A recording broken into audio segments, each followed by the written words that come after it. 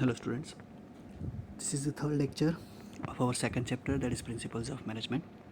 In the previous lecture we have completed the principles given by Mr. Frederick Taylor. Right now, today, the various techniques for the successful implementation for the managers of the particular principles of management, right, that we are going to learn.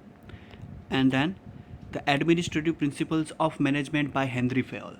Right, see, Henry Fayol has given at least around 14 principles of management, but in today's lecture I have only covered the introduction part, that he, before that implementation of those principles in any business unit or organization, he has divided all the activities of the management of the particular business organization into 6 parts that we are going to learn. Okay, so starting with the various techniques of principles of scientific management that is given. Right, as I said, for the successful implementation of the planning done by the management, Taylor has suggested mainly 3 techniques. See, we have seen in the second principle, that is planning and implementation. Who is going to do the planning? That is the expert person or the owners. And workers, they will be what? They will be following those principles of management. But how to implement? What are the ways to achieve the target, to achieve the productivity, to set the particular whatever the objectives that has been set, how they are going to achieve it, right? So mainly 3. First is time study, motion study, and differential wage rate study. Starting with the first one, time study. Now, what is time study? See, a particular prescribed time limit that will be done, right, or set by whom? By the owners or by the particular that expert person. Okay, suppose for an example, what will be the standard time of the completing the particular one unit, right? That is a complete, that suppose for example they are converting raw material into finished product. So what will be the time being, what will be the duration of that particular production? That is, suppose for an example, that if a worker is taking 2 hours for a particular one unit, right, and that is the standard time. Okay, yes, the one unit of any kind of, suppose for example, okay, one mobile, that manufacturing, that assembling, everything that need to be done during the 2 hours, right? That means what? Okay, yes, that is the standard time. Each and every worker must going to complete their one unit of mobile in at least 2 hours, right? This is time study, that is basically for the production, that a constant observation that will be there. Okay, yes, the workers are doing the work properly or not, right? It means what? That is a scientific study. For what? For the complete certain part of task in normal circumstances. Understand this normal circumstances, that means there will be no any kind of contingency, no emergency will be there, right? Okay, by that, what is the assumption here? Assumption is simple. Okay, yes, we are assuming that there is no stop or no breakdown of machinery, right? Normal circumstances, that how much time that a person is going to require for the completion of a particular one task. Okay, suppose for an example, okay, I have assigned one chapter of OCM. Okay, yes, I am going to what? I am going to teach you the first chapter of OCM. So what will be the time limit? That within a 1 week I need to complete the chapter. That is my time limit. That is a standard time. Okay, yes, 6 lectures, that is enough for what? That is enough to complete the chapter. Okay, getting my point? So that is what? That is a time study. Same way in the business unit or in a company, this thing will be there. Okay, what is the particular certain part of the task that is needed, how much time in a normal circumstances, that is called as what? That is called as a time study. And Taylor suggested that there must be what? There must be a prescribed time limit, right? That workers, they must be knowing okay, by what time they are going to finish the task, right?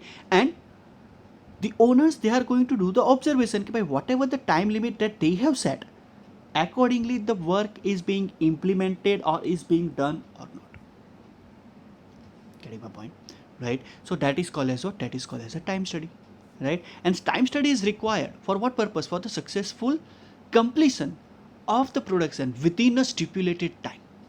See, because when we are going to have that particular order with us, right, the particular that person will be telling okay, yes, I will be needing what? I will be needing these units of production, that is at least 1000 units of production by the end of the month, that is May month, right? So we have that time, limited time, right? So a time limit that need to be there, prescribed time limit must be there. and in that particular time limit, those things that need to be done. Okay, getting my point? So what is the usefulness of time study? That is, it is useful for making optimum use of production equipments and achieving aims time, right? Okay, when you have that particular prescribed time limit, you have set the time, okay, yes, this much of a completion of the production that need to be done by this and this date.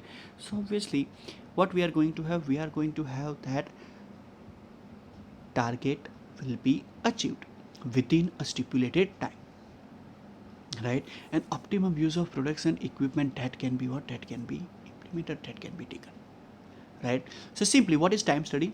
That means a standard time, that is the observation that need to be done, okay, by how much of a time that a person going to require for the completion of the particular task. That is called as what? That is called as a time study, right? Next is motion study. Now motion study, that means what? There will be, see, many workers, mostly those who are working at the bottom level, they will be doing what? They will be doing a unnecessary movement, right? They will be roaming around, they will be taking break every 15 minutes, 20 minutes, or a half an hour, or the hour, right? Ultimately what it will create problem, it will create chaos, that it reduces the productivity of the worker, that what? Unnecessary movement. So motion study is about what? It is about to remove the wastages of the resources due to what? Unnecessary and unproductive movement of man and material, right? Getting my point? Unnecessary movement of man and a material. See, okay, suppose for an example, mostly we can take example of our class, right? That every after every one lecture, you guys will be, changing your place, coming out of the class for any silly reason. That is what? That is unnecessary and unproductive movement, right? So if you are continuously getting education of up to 8 hours without any kind of break, so this kind of movement that is going to increase. So what we have decided, that yes, there will be break after every 2 period or 2 lecture, right? After 2 lecture you are going to get 10 minutes break, then another 2 lectures, half an hour break, another 2 lectures, then you will be free, right? So same way this motion study, that is what? That is going to put some sort of control over what? Over the unnecessary movement of the material and the manpower, right? Okay, there will be yes, that constant particular program or a schedule, that will be what? That will be assigned to them or given to them, right? Okay, yes, after two hours you are going to get break, after 2 hours you have your lunch break, and everything, that time schedule, that is fixed, right? So that will reduce the unnecessary movement. And to control this sort of unnecessary movement, who is the person is going to be there for the work? That is supervisor, right? Supervisor is the one who is going to what? Who is going to put control over the activities of whom? Of their group members, that is bottom level workers, okay, right? And what is the main objective? That is to find out which results in minimum wastage of worker and its implementation. Okay, suppose for an example, okay, I'm giving them the break, okay, yes, at 8:30 sharp you will be entering in the company. For the first 10 minutes you will have your particular breakfast in the business, that is in the canteen of the business or the company, okay. Then 2 hours will be of working, then another 10 minutes of refreshment break, then another 2 hours you will be have what? You will be have your lunch break, another 2 hours of a continuous working, and then you will have ultimately a refreshment of tea break. So what will be there? Okay, yes, the man hours, that is not going to reduce, because that alternative will be there, right? If suppose one group is taking a break, another group will be working, so work does not stop, right? So motion study is going to help you about what? It will help you about to take into consideration, okay, how much or how many break that a person is going to require during the work period, right? Okay, suppose there are 8 hours of a day, 8 hours of a working hours are there, right? 1 hour must be what? 1 hour must be of this kind of refreshment break. So ultimately what? It will reduce what? It will reduce the industrial fatigue from the worker. They are not going to have that boredom, they are not going to do any kind of wrong movement, or productivity is going to what? It is going to increase. If this wrong movement, that is what? That is control. Getting my point? Movement is what? Unnecessary movement is what? It is ultimately directly going to what? It is directly going to impact the productivity of the worker. Okay, if there is no specific break, that will be given to them. Then what is going to what will be the outcome? Outcome is simple. They are going to take the break by their own wish, by their own will. Okay, getting my point. So ultimately what it will reduce, what it will reduce motion study, it will reduce the unnecessary movement of the workers, and it will increase the productivity of whom? It will increase the productivity of the workers. Okay, clear? Time study, motion study. Now next is differential wage rate study. See, differential wage rate study, that means what? Differential wage rate study, that means that they are going to what? By suppose for an example, owners, they are going to identify which are the skilled worker and which are the unskilled workers. Skilled workers must be getting the higher amount of wage or a salary than the unskilled one. Okay, I have given you the example, right, in that third condition, that they are going to get a 30 to 100%. Those are the workers who are productive. Those are doing their work efficiently, right? There must be a slight difference in the wage of those kind of workers, right? If it is not there, then job satisfaction, that cannot be achieved. That means there is the difference in the skill and unskilled. That means a horse and a donkey, they both are what? They both are the same, and they are both working at the same level. So ultimately what? That is going to what? That is going to increase the dissatisfaction amongst the job. Okay, so differential wage rate study, that means what? Mostly Taylor, he has suggested what? He has suggested that there will be what? There will be a motivational wage method. That means each worker working in the factory, they have that different work efficiency, and depending on their efficiency, wage rate must be different. Okay, suppose I have that skill of doing a work without any kind of error, then I must be getting what? I must be getting a better salary. I must be getting a better position than the other person who is not doing so. The one who is doing a task must be getting the proper salary or a more salary than the other one. Okay, right? And while considering this fact, the efficient worker, those are the who are skilled and efficient, they must get more wages, and the workers who are having less efficiency, they should get what? They should get a lower wages. In terms of what? In terms of a production. Okay, suppose for an example, okay, one person is producing the units as per the given time. Okay, suppose 2 hours 1 unit, in 8 hours he is going to produce 4 units. That means he is achieving the target daily without any kind of error, that is with efficiency, right? Then that person must be getting the more wages than the other person who is not working properly. He is only producing 2 units per day.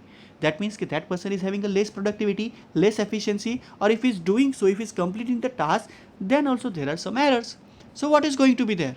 Obviously, they are going to get lower wage. Okay, got my point, right? So mainly 3 techniques that has been given by Mr. Taylor, that is for the successful implementation of the scientific principles of management. Time study, prescribed time limit will be there. Okay, what is the standard time that a particular task that need to be completed with. Motion study, unnecessary and unproductive movement of man and a material. Differential wage rate study, there must be what? There must be a different wage of efficient and less efficient workers, that is skilled and unskilled worker. These are the 3 techniques that is given by whom? That is given by Mr. Frederick Taylor. Okay, right? So next is principles of management by Henry Fayol. These principles of management are also known as the administrative principles of management, because whatever the principles that has been given by Mr. Fayol, that is completely based on middle level and the bottom level. That is, they focus on the administration, okay, how the administration should be done in the business or in the organization or in the company, right? Okay, see, Taylor has given 8 principles, Fayol has given 14 principles, but that does not mean that by whatever the principle that has been given by Mr. Taylor, they were wrong. No, they are true. Whatever the given by Fayol, that is also true, because we have seen in the concept principles of management, they are flexible, they are not rigid. Okay, right? So they are what? They are flexible. So if any addition, new kind of experiment or study that will be done by the various management gurus, if they found that yes, there will be what? There is a scope of adding a new principle, then it will be there. So mainly principles of management, that is administrative principles of management given by Henry Fayol, they are mainly based on administration, right? And he was a what? He was a French engineer and the industrialist, right? That again, as I said, he's what he started his career from the bottom level of management, right? He presented his principles of management in the book named Industrial and General Management in 1961, right? He has given that here's what he has divided all the business activities into 6 parts, right? That we are going to see next, right? That for what purpose he has divided? Because for the ease and for the clarification, right? Okay, what kind of activities that a business unit is going to undertake, how many activities that will be performed by the managers and workers in the company, in the organization, right? That will be total 6 activities. First is technical. What are the things that are included? That is machines, machineries, and activity related to production. Okay, what kind of machine that they are going to opt? That with the change in the technology, they are going to what? They are going to change the machines. And activity related to production. Okay, what kind of raw material that they are going to have, right? That means, okay, what kind of production technique that they are going to opt? Everything that is going to come under what? They are going to come under the technical activities. Then second, there is commercial activity like purchase, sales, that is exchange of units. Purchase of what? Purchase of a raw material, purchase of a machinery for the production process. Sales, that means whatever the amount of production, that units that has been produced by the company, by the business organization, that is called as sales, right? That means there must be what? There must be exchange of units. By yes, they are going to supply those units, in return they are going to get the money. Then financial activities, important one. Okay, procurement of finance. Okay, from where they are going to get the finance? What, from which sources they are going to get the capital? How they are going to use the capital? How they are going to maintain the fund? Okay, retained earning will be there or not? Reinvestment, that means reinvesting in the business only. For what purpose? For the updation, for the modernization of the business unit. Okay. Then safety activities. Safety of whom? Safety of employees, assets, and goods, that is raw material.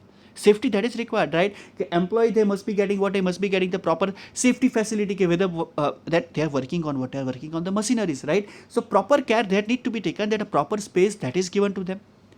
A particular uh, medical tool or that medical kit that must be available near to them. Okay, if any accident occurs, then they can what? They can at least reduce the consequences. Safety of goods, obviously there must be what? There must be a proper godown or a warehouse need to be there, so that the quantity, that is the quality, that cannot change of the particular good, right? Safety of assets, that means insurance or a particular protection that need to be taken. Fire kit that must be available near the particular organization or in the organization. Okay, right? Then accounting activities like financial statements and procuring necessary analysis, right? They will be submitting, or they will be submitting the final accounts to the respective government, to the respective head of the particular their business. So this fine accounting activities that need to be there. Okay, by what is the sale, what is the purchase of the particular business, what are the activities that they have done, what is the income, what is the expenditure, that is going to come under what? That is going to come under the accounting activities, right? And last is management activities.